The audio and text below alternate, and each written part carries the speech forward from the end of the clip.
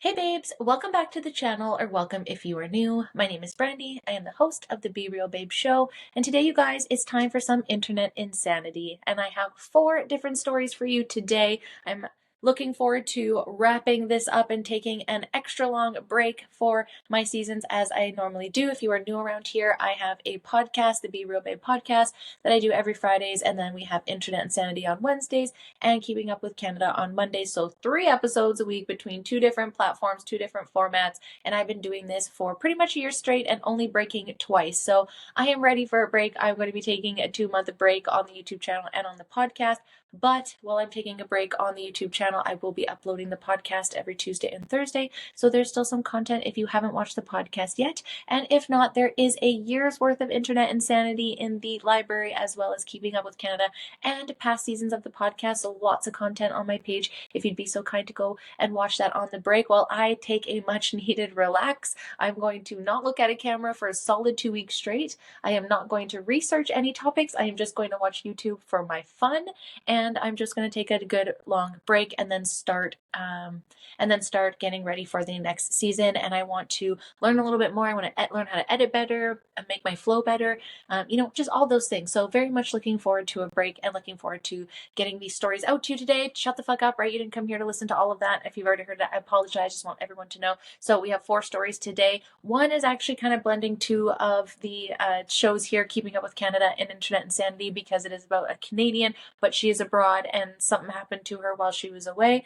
that I want to talk about. There's also a case here of an alleged murder of a teen killing his parents to fund a plot to assassinate Donald Trump. I thought that was a very interesting headline that I wanted to go over. There was also a case that I've been following kind of closely, and I just kind of want to touch on it now because when I come back, there'll be a lot more that's happening. It is a murder case in the States that I wanted to talk about. And then finally, we're going to go over a very old case from the early 2000s of a mom who killed her children and her and her husband going back to see her now, and him just talking about that decades later. So if you're interested in listening to those stories, stick around and we'll jump right in.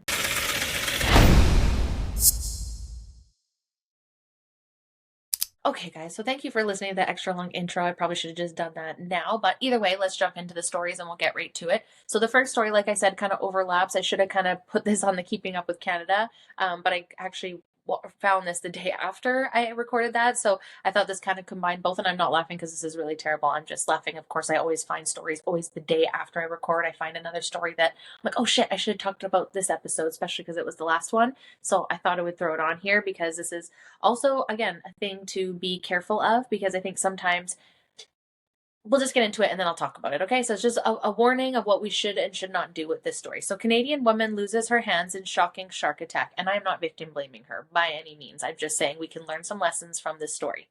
A Canadian woman suffered severe injuries when she attempted to take a photo of a shark near Turks and Caicos Beach. Waiting in the shallows, she tried to engage with the shark so she could capture a picture, reports the Daily Mail. Instead, the shark bit off both of her hands. The incident occurred at a beach in Blue Hills Provincial on February 7th. Global Affairs Canada is aware of the Canadian citizen who experienced an accident in Turks and Caicos, says Charlotte McLeod, a media relations officer for the department in Ottawa. Consular officials are contacting local authorities to gather information and stand ready to provide consular assistance. Consular assistance. She said in an email to the National Post, due to privacy considerations, no further details may be disclosed. One of the woman's hands was amputated at the wrist and the other severed midway down her forearm. The victim, reportedly 55 years old, was waiting in the shallows when she attempted to engage the shark, local authorities said. A man who said he was the woman's relative said she was able to walk back to shore after the attack. She was bitten in her thigh, he added, but did not lose her leg. Her husband tried to fight off the shark, witnesses said, as it continued to circle and tried to bite the woman again. Oh my god, I would freak the fuck out. The most common shark implicated in the attacks on humans include the great white shark, tiger shark, bull shark, also known as the Big Three, due to their size and ability to inflict serious injury. The shark involved in this incident was estimated to be about 6 feet in length, but its precise species had not been identified. Sharks are commonly found in tropical and subtropical waters, which are popular which are also popular tourist destinations. People may unintentionally enter areas where sharks are present while swimming or snorkeling. However, shark attacks in Turks and Caicos Island are relatively rare. Between 2021 and 2025, there were 4 reported shark attacks, all non-fatal. Well, that's good. The Turks and Caicos Islands are known for their healthy marine environment, which includes a variety of shark species, but encounters with humans are infrequent, especially at popular beaches. Its Department of Environment and Coastal Resources advises caution and discourages feeding marine wildlife to minimize risks of such encounters. And I mean, again, not victim blaming. I wasn't there. I don't know what happened, but I just know that if there's water and there's sharks and animals that could harm me, I'm going to be on it. I'm going to be focused. That is a nightmare of mine. I love the water, grew up on the lake, love it, grew up on the ocean, grew up on Vancouver Island, all around it. Water's great, all of that. Terrifying things. You don't fuck with things in the ocean. That's just my opinion. And just, I think this happens a lot of the time in Jasper and Banff, I imagine, but I know predominantly about Jasper because my spouse drives through it every couple of weeks. And he always are seeing people on the side of the road taking pictures of wildlife. And it's like, although that's great, these are wildlife for a reason. They're not tame kitty cats, and shit can happen. And that's why there's signs saying, stay the fuck away from them. And people just don't care. And I get it because, it's so amazing seeing wildlife. I totally understand, but we just have to be extremely careful and also respect their boundaries too, right? But yeah, and I just don't fuck with sharks. I just don't fuck with sharks in the water. That's just me because my worst nightmare. And I'm so sorry for this woman. I can't imagine. That obviously must have just completely changed her life entirely. She's probably not the same, the PTSD from that. But it's good to know that at least that doesn't happen often in Turks and Caicos. So at least, and if you're just anywhere and you're worried about that, like just learn about it and maybe just try and find out. I mean, again, you can only be so safe and shit happens all the time. But some shit happens, unfortunately, because people aren't aware and aren't educated. So trying your best to educate yourself about the wildlife of where you're going while you're there especially is great. Lots of locals will always help you, right? And again, not shading this woman, shit always happens. But if you are like provoking them and getting in their faces, again, they're wildlife. They're gonna react like animals, right? They don't care about you, unfortunately. Okay, so let's go on to the next story. Wisconsin teen accused of killing parents to fund plot to assassinate Trump pleads guilty to homicide. So this was January 8th, 2026. I just thought that was such, like, if you would have just had Wisconsin teen accused of killing parents, that's crazy. That's fucking wild. And then to fund a plot, that's another thing. And then to assassinate Trump, that's another thing. I mean, I know that politics are insane right now, so I'm not saying like it's insane that someone would want to assassinate Trump. There's a lot of people that talk about it all the time. Again, goes to show you a little bit more how much of a free country you have, because I don't think a lot of times you can go on publicly and say that about a leader quite often and get away with that in other countries. I don't know. We can get away with in Canada, and I'm very aware of that. Carney. No, I'm just kidding. I've never wished death. As much as I dislike or don't love how politics are happening in Canada, I would never wish death on anyone. I just, to me, that's just wild. I'm not God. I don't decide that. So anyways, that title with all 3 of them, it had me zoned into like, what the fuck is this? What is happening? Wisconsin. So let's jump into this. So an 18-year-old Wisconsin man accused of killing his parents and stealing their money to fund a plan to assassinate President Trump pled guilty to 2 homicide counts in a deal with prosecutors on Thursday, locking him into 2 life prison sentences. Nikita Kasab pleaded guilty to 2 counts of first-degree intentional homicide in Waukesha County Circuit Court in connection with the deaths of his stepfather Donald Mayer and his mother Tatiana Kasab last year. In exchange, prosecutors dropped 7 other charges, including 2 of hiding a corpse and theft. Ooh, this is darker than I thought. Each homicide count carries a mandatory life sentence. Judge Ralph Ramirez could choose to make Kasab eligible for parole after he serves 20 years on each count when he is sentenced on March 5th. Kasab trembled in his seat at the defense table as Ramirez asked him if he understood the ramifications of his pleas and whether he shot his mother and Mayer. He responded, "Yes, Your Honor," to everything. Kasab's attorney, public defender Joseph Refelge, spoke only to confirm the terms of the plea agreement with Ramirez and to say that he had sufficient time to speak with Kasab about it. Refelge left the hearing without speaking to reporters. District Attorney Leslie Bowes told reporters outside court that her goal was to force Kasab to accept responsibility for his parents' death, and 2 mandatory life sentences amount to suffice punishment. She said she will push Ramirez to deny Kasab had any chance at parole. She said Cassup is a danger to the community and that she didn't want to take any chances that he could be rehabilitated. According to a criminal complaint, investigators believe Cassup shot his stepfather and mother in their home in the village of Waukesha on or around February 11th. He lived with the decomposing bodies for weeks before fleeing across the country in his stepfather's SUV with $14,000 in cash, jewelry, passports, his stepfather's gun, the family dog, according to the complaint. He was eventually arrested during a traffic stop in Kansas on February 28th. Federal authorities have accused Cassup of planning his parents' murders, buying a drone and explosives, and sharing his plans with others, including a Russian speaker. They said in a federal search warrant that he wrote a manifesto calling for Mr. Trump's assassination and was in touch with others about his plan to kill Mr. Trump and overthrow the U.S. government. The killing of his parents appeared to be an effort to obtain the financial means and autonomy necessary to carry out his plan, the warrant said. Detectives found several messages on Cassup's cell phone from January 2025 in which Cassup asks how long he will have to hide before he is moved to the Ukraine. An unknown individual responded in Russian, the complaint said, but the document doesn't say what the person told Cassup. In another message, Cassup asked, "So while in Ukraine, I'll be able to live a normal life, even if it's found out I did it?" Cassup's alleged intentions were detailed in a 3-page anti-Semitic manifesto praising Adolf Hitler, which FBI agents found in images saved to Cassup's phone that appeared to be screen grabs according to the warrant filed at the federal court in Milwaukee.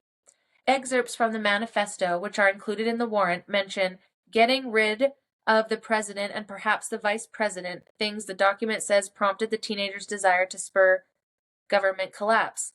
As to why specifically Trump, I think it's obvious, Cassup wrote in one of the excerpts in the manifesto. By getting rid of the president and perhaps a vice president, that is guaranteed to bring in some chaos. And not only that, but it will further bring into the public the idea that assassinations and accelerating the collapse are possible things to do. Oof. Well, that definitely got a lot darker than I thought. I mean, I didn't look too much into it. I was just like, let's go through this. Let's just go through this together. Yeah, I didn't look too deeply into this. I kind of, like I said, skimmed a little bit and I was like, let's go through this together. This is a lot. And this is where a lot of the times I worry with extremes online and when we start dehumanizing people and we get in echo chambers,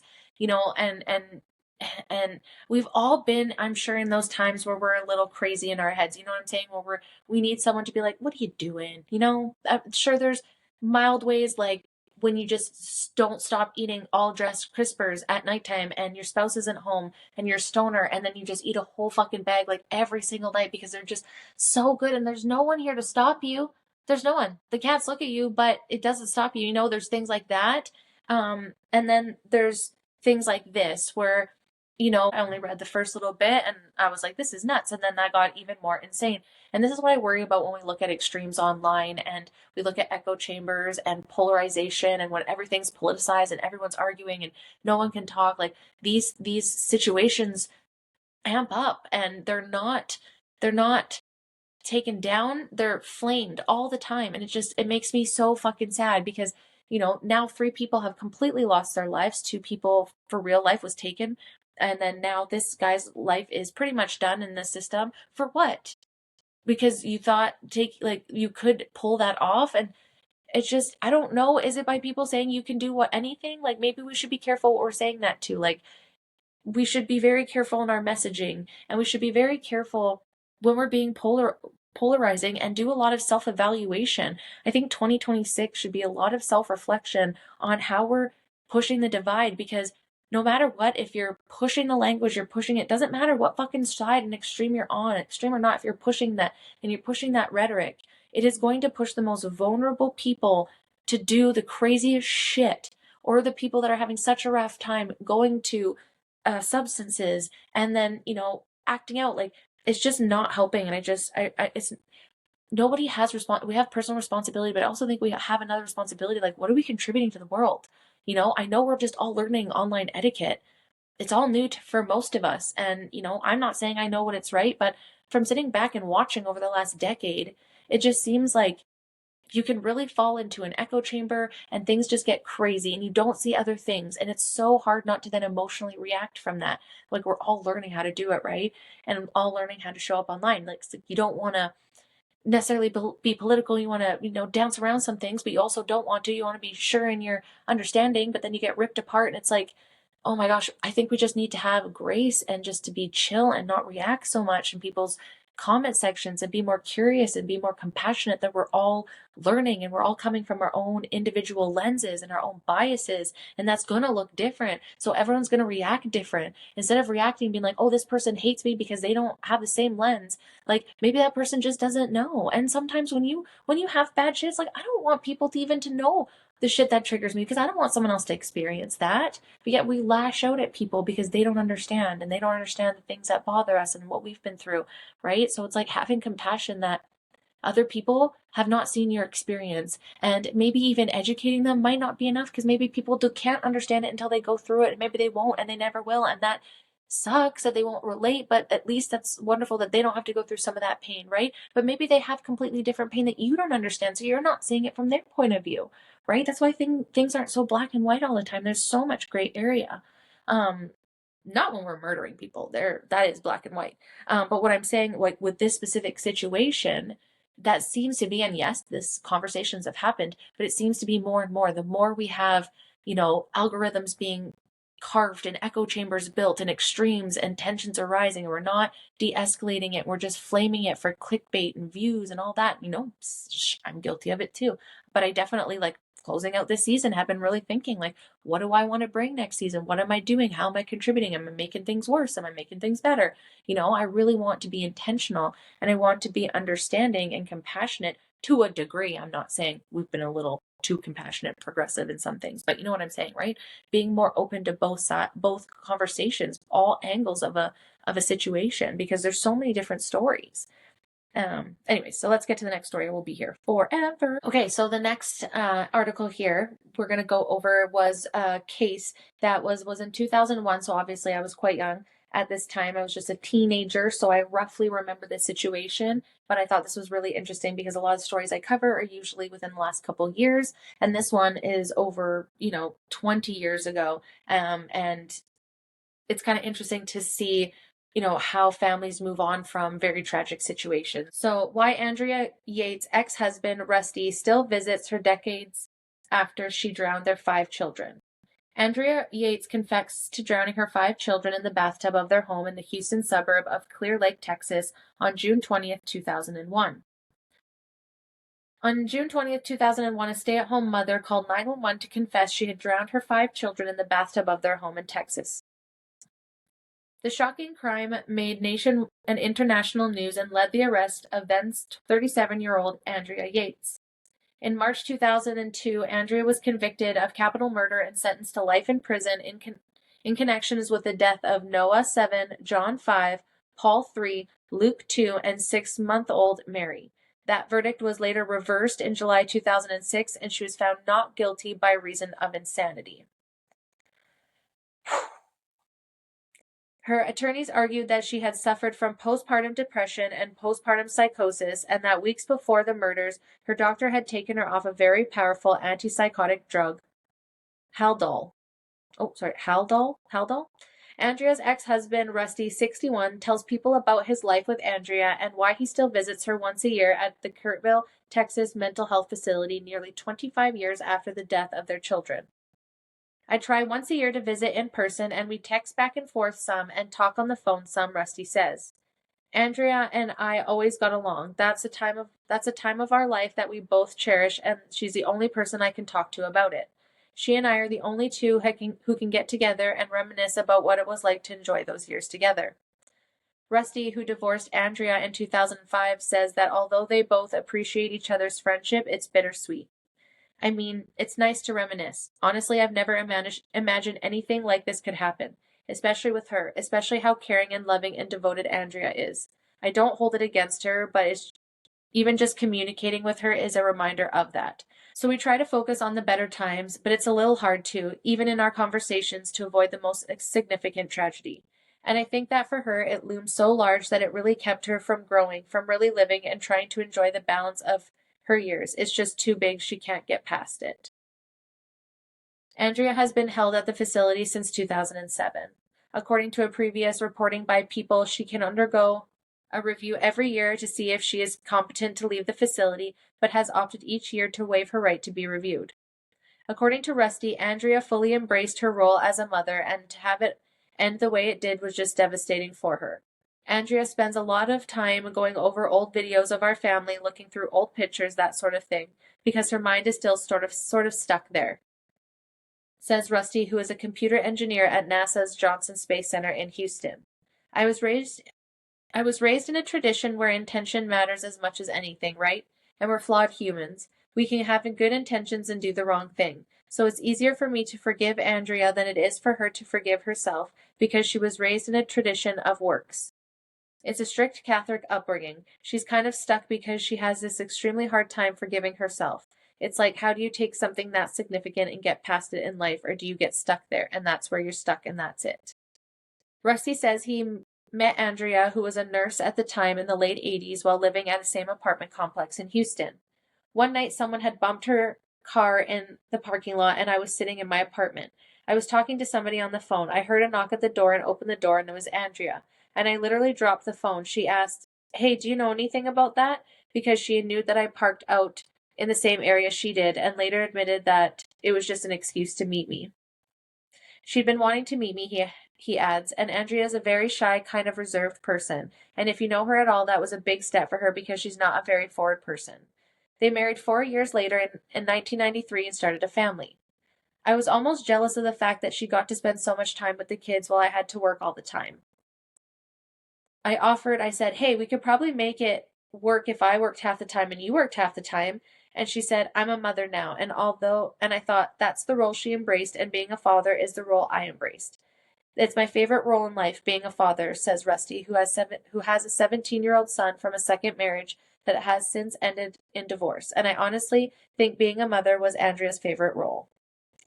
Oof, that's so sad. And it just again goes to highlight the mass amount of stress postpartum moms go through. And that might not just be postpartum. There's obviously a little bit more to that. I don't know much about the story. I just thought that was interesting, to hear 20 years after the fact, the husband that lost all of his kids, like what did that look like? Like, is there a place of forgiveness? It seems like he was there. I mean, I guess it's going to be different with every situation. It sounds like she obviously had some sort of form after a couple of years, if they reversed it for insanity reasons and obviously put her in a mental institution versus a jail where she could take help. I think that's definitely better. And I've talked about this before. Like, we don't rehab people that do stuff. It's just like, even if they're a killer, like maybe there is something deep rooted in there that therapy could really be helpful, but they don't get that access to that, I don't believe. And then they just get thrown back out. I'm not saying in this case, but, and finally, let's go through this last article here. And it's a case that's kind of, like I said, I've been keeping my eyes on, and I just want to talk about it a little bit now. And then obviously in a couple months when I come back.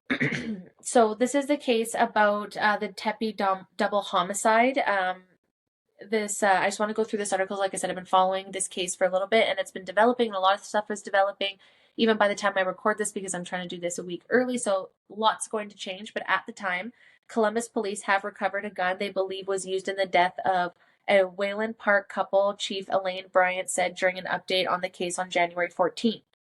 Bryant, speaking to the media, said the police believe they have the man responsible for the December 30th death of Monique Tepe, 39, and Spencer Tepe, 37, in custody. The Tepes were found dead inside their home on the 1400 block of North 4th Street after Spencer Tepe didn't show for work at the dentistry office in Athens where he practiced. Brian said police traced a vehicle seen on surveillance cameras in the area of the Tepe home shortly before the homicides and leaving shortly after Monique's ex-husband, David Michael David McKee. That vehicle was found in Rockford, Illinois, where McKee, 39, practiced medicine. He was arrested near a fast food restaurant in Rockford, January 10th. During the January 14th briefing, Brian confirmed McKee is believed to be the person in the January 5th surveillance video released by Columbus police. Police searched McKee's Chicago condo and found additional evidence, including multiple firearms, Brian said. One of those weapons has been preliminarily matched through ballistic database with evidence from the homicide scene. McKee invoked his rights and did not speak to detectives after his arrest, police said. On January 14th, Bryan said police could not yet comment on the potential motive of the deaths, but did say the killings were a targeted attack connected to domestic violence. Bryant would not comment about the level of contact, if any, McKee had with the Tepes. She did say police had no previous reports about concerns of stalking or threats filed by the Tepes. McKee is charged with murder and aggravated murder in Franklin County Municipal Court in connection with the homicides. He is currently being held in Winnebago County, Illinois, awaiting extradition to Ohio. A timeline for McKee might first appear in Franklin County was not yet known. So again, there's so much going on in this case, but right now, from my understanding, is the husband didn't get to work and they were doing like kind of wellness calls. Like they were calling, obviously couldn't get a hold of him, then called his wife. They have been married. They were just 3 weeks short of their 5-year wedding anniversary, I believe. And they were trying to call both of them. They couldn't get a hold of them. So then the staff started calling police to check them. Allegedly, the cops went to the wrong place. Nobody answered the door for obvious reasons, even if they had the right place, but then kind of dismissed it. And then people started calling again, and then people started showing up at the house being like, hey, you guys need to come back here. I can hear the kids crying inside the house, but I can't get in. I don't know what to do. Should I break in? And then another call saying that they've gotten into the house and that there was a body, and then the cops were there and they got the kids. So there was 2 kids. They have 2 kids. Kids were in the house. Sounds like they were completely unharmed, and the kids are now with the Tepe families and the right people. And now it sounds like the ex-husband is in jail and waiting for his trial and all of that right now. So this husband was also, he practiced medicine as well, from my understanding. And it sounded like they were married in 2015 to 2017. It was about a year and a half. They broke up, they had a divorce, but there was no, from my understanding, no filings of any wrongdoing. Everything was just like parted normally, but obviously you don't just go and do that if you did do that allegedly. So I'll be very interested to see how this case develops. I'm really sorry. The kids, like, what the fuck, like with the kids in the house.